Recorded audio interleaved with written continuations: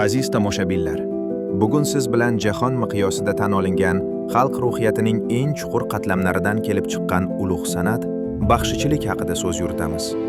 UNESCO shafeligida o'tkazilgan bu festival nafaqat madaniy voqea, balki milliy o'zligimizning tirik timsoli, tarix bilan zamonni bog'lovchi ko'prikdir. Bu biz kimligimizni eslatadigan san'at.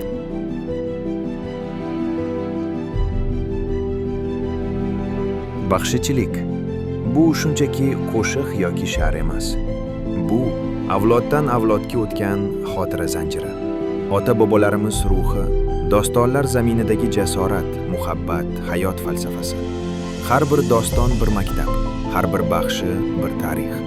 Shu bois baxshichilik bizning o'tmishimizni ham, kelajagimizni ham bir ipga tizib turuvchi bebaho san'atdir.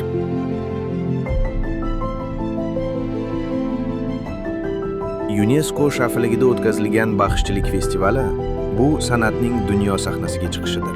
Bu yerda baxshlarimiz faqat o'z repertuarini namoyish etmaydi, balki jahon madaniyatini boyitadigan o'ziga xos meros egasi ekanini isbotlaydi.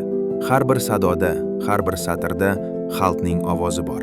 Uni dunyo eshitadi, e'tirof etadi. Bu bizning madaniy diplomatiyamizning eng nafis, eng kuchli ko'rinishidir.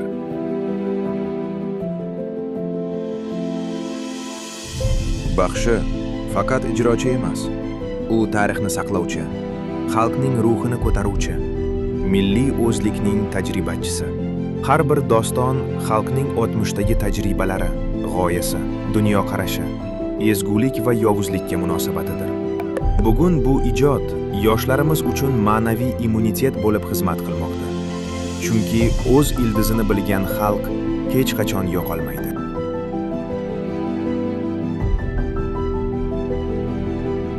UNESCO himoyasidagi baxshichilik festivali bu bir tadbir emas.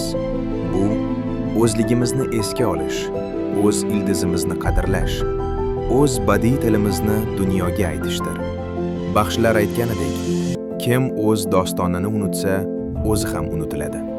Shu bois biz bu merosni asrashimiz, uni yoshlar ongiga singdirishimiz, jahon sahnasida munosib davom ettirishimiz shart. Nol baxshichilik millatning ruhiy pasporti, o'zligini isbotlovchi eng qadimiy ovozdir.